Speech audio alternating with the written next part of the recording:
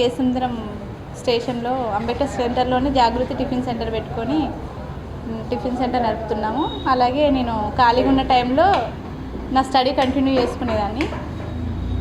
So ఈరోజు నేను ఖాళీగా ఉన్న టైంను వినియోగించుకున్నాను కాబట్టి పట్టుదల ఉంటే ఏదైనా సాధించగలగం అనే మన దాన్ని ఆచరణలో పెడితే ఏదైనా చేయగలుగుతామని నేను అయితే నిరూపించగలిగాను.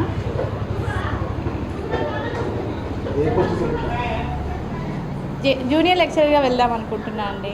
ఎందుకంటే నేను పీజీటీగా సెలెక్ట్ అయ్యాను. టీజీటీగా కూడా 1:2లో ఉన్నా. ఇంకా అది ఫైనల్ రిజల్ట్ రాలేదు.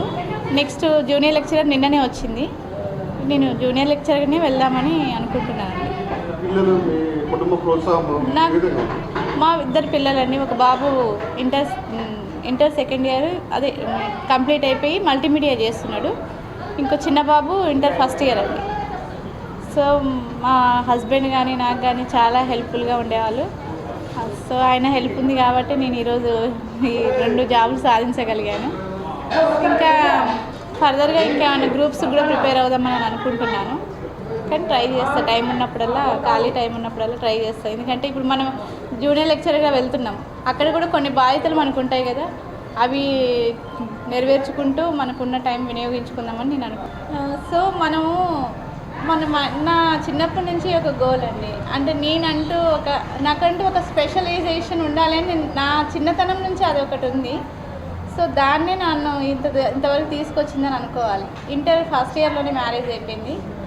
5-6 ఇయర్స్ పిల్లలు ఇక స్కూల్కి వెళ్ళే టైంలో మళ్ళీ రీస్టార్ట్ చేశాను. ఇంటర్ డిగ్రీ అయిపోయింది, ఇక్కడే లోకల్లో చేశాను. అయిపోవడంతో డిఈడి చేశాను. నేను డిఈడి చేశాక 2017లో 6 మార్క్స్ తోటి ఎస్జిటి పోస్ట్ మిస్ అయింది. సో ఇక అప్పుడు మిస్ అయినప్పుడు కొంచెం డిసప్పాయింట్ అయ్యాను. కానీ దాన్ని మనం పరిగణలోకి తీసుకోకుండా మళ్ళీ ఇంకా కొంచెం మనం ఎక్కడ మిస్టేక్స్ చేసాము ఆ మిస్టేక్స్ ఇంకొకసారి మనం చేయకుండా ఎక్కడ మనం లూజ్ అయిపోయినాము. మన తల్లిదండ్రులు ఇప్పుడు కొంతమంది పిల్లలకు, చిన్నపిల్లలే మన స్మార్ట్ ఫోన్స్ వచ్చిన కాంచి పక్కదో పడుతున్నారండి.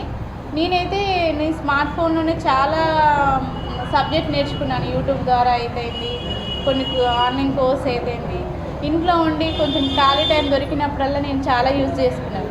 సో మిగిలిన ఇప్పుడు ఉన్న యూత్ కూడా మన దగ్గర ఉన్న టెక్నాలజీని మంచిగా వినియోగించుకోవాలి తప్ప దాని చెడు వైపు వెళ్తే అది మనకు చెడునే ఇస్తుంది తప్ప మనకు మంచి అనేది ఎప్పటికీ జరగదు.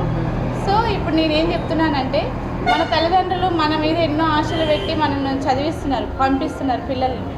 సో వాళ్ళని ఆలోచించి వాళ్ళు కూడా మన మంచికే, మన భవిష్యత్తు బాగుండడానికి చేస్తున్నారు. కాబట్టి మీరు కూడా ఏంటంటే కొంచెం కష్టపడండి, లైఫ్లో పట్టుదలతో ఏది చేసినా మనం సాధించగలమని నేనైతే నమ్ముతాను. మీరు కూడా నమ్మండి.